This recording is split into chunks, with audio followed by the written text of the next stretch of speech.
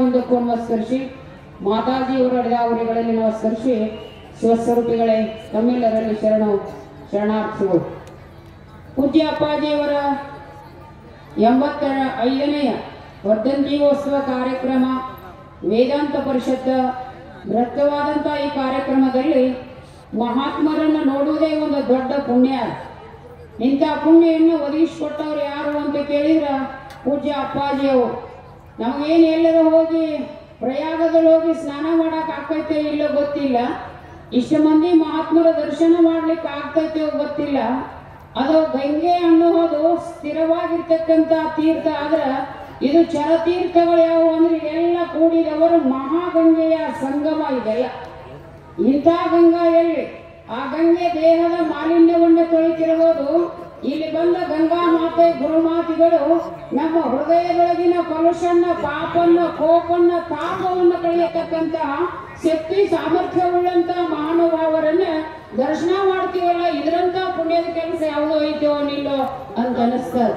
ದುರಿತ ಕರ್ಮವನ್ನಲ್ಲದಿರು ಪುಣ್ಯವನ್ನೇ ಮಾಡು. ಮನುಷ್ಯನೇ ದುರಿತ ಕರ್ಮವನ್ನ ಮಾಡಿದ್ದಾದ್ರೆ ಅದರ ಪರಿಣಾಮ ಏನೈತಿ ಅಂದ್ರೆ ಬಹಳ ದುಃಖ. ಪಾಪದ ಫಲವೇ ದುಃಖ, ಪುಣ್ಯದ ಫಲ ಏನದ ಸುಖ. ಬೇವಿನ ಬೀಜವನ್ನ ಬಿತ್ತಿ ಬೆಲ್ಲದ ಕಟ್ಟೆಯನ್ನ ಕಟ್ಟಿ ಹಾಲ ತುಪ್ಪವ ನೆರೆದರೆ ಕಹಿಯಾಗಬಲ್ಲುದೆ, ಸಿಹಿಯಾಗಬಲ್ಲುದೆ.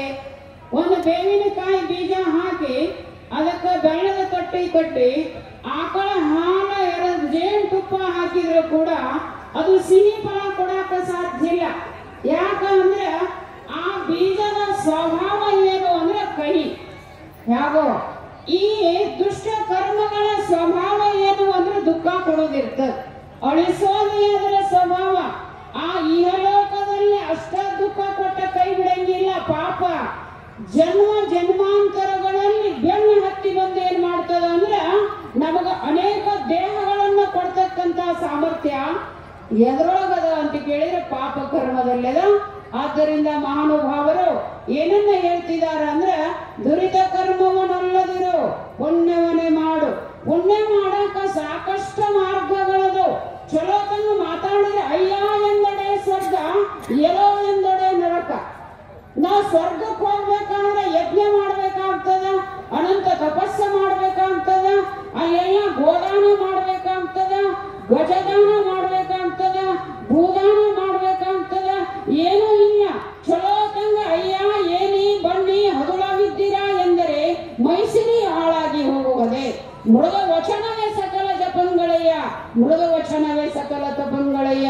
ಮೃಗವಾದಂತ ಮಾತು ಆಡಿದ್ರೆ ಸಾಕು ನಮಗೇನಾಗ್ತದಂದ್ರೆ ಪುಣ್ಯ ವೃದ್ಧಿ ಆಗ್ತದೆ. ಆ ಪುಣ್ಯ ಏನ್ ಮಾಡ್ತದೆ ಅಂದ್ರೆ ದುಃಖದಿಂದ ನಮ್ಮನ್ನ ದೂರ ಸರಿಸ್ತದೆ ಅಂತಕ್ಕಂತ ಉಪದೇಶವನ್ನ ಸಮಸ್ತ ಸಂಪೂಜ್ಯರು ನಿಮ್ಮೆಲ್ಲರಿಗಿನ ದರ್ಶನ ಆಶೀರ್ವಾದದಿಂದ ಪುಣಿತಗೊಳಿಸ್ತಕ್ಕಂತ ಸಮಸ್ತ ಮಹಾಪೂಜ್ಯರ ಅಡಿದಾವರಿಗಳಲ್ಲಿ ಎನ್ನೆಡ ತೊಗರುಡಿಗಳನ್ನು ಸಮರ್ಪಿಸಿ ಈ ವಿಷಯಕ್ಕೆ ವಿರಾಮ.